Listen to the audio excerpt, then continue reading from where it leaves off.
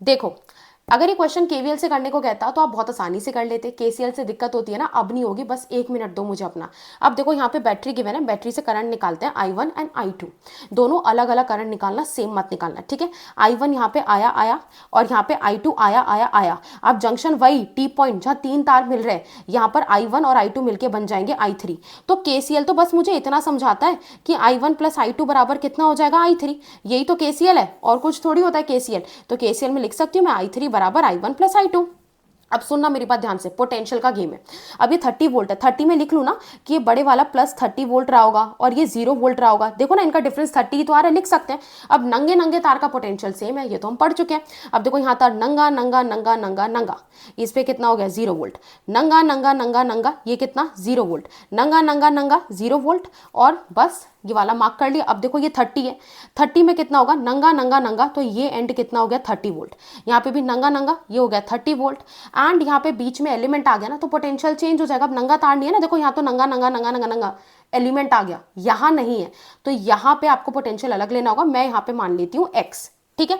अब सुनो, देखो क्या करना है, हमको बस इसी फॉर्मूला को इस्तेमाल करके सॉल्व करना है। आपने फॉर्मूला पढ़ा है, v equals to I R होता है, i बराबर कितना हो जाएगा v बाय आर, तो बस ऐसे सॉल्व कर देंगे। अब देखो I3 ब्रांच मेरे को ये गिवन है, इस ब्रांच में I3 है ना, तो I3 ब्रांच में x और o आ रहा है। यार x की वैल्यू कुछ भी हो, 0 से तो बड़ी होगी ना, तो x माइनस 0 अपॉन रेजिस्टेंस हो गया 3 बराबर I1 इस ब्रांच के अंदर है। इसमें बच्चा कंफ्यूज हो जाता है 30 माइनस एक्स करूँ या x माइनस 30 करूँ, दिमाग लगाओ।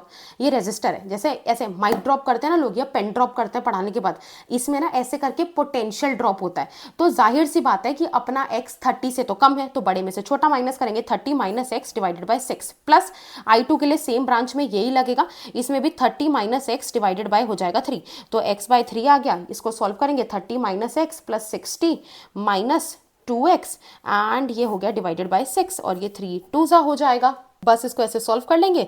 x दैट इज मेरे पास कितनी पोटेंशियल निकल कर आ गया 18 वोल्ट। अब आप कहोगे पोटेंशियल तो पूछा नहीं था, पोटेंशियल क्यों निकलवा रही हो? यार पोटेंशियल इसलिए निकलवा रही हूँ ताकि I3 निकाल सको। I3 कितना हो जाएगा, फिर से v बाय आर लिखो, v कितना आ रहा है 18, रेजिस्टेंस कितना आ रहा है, देखो ना ये x माइनस 0 यानी 18 माइनस 0 18 आ गया, और रेजिस्टेंस कितना गिवन है, ये रेजिस्टेंस गिवन है हमको 3 ओम, और बस इस 18 को 3 से डिवाइड कर दो, अपना आंसर आ जाएगा 6 एम्पेयर।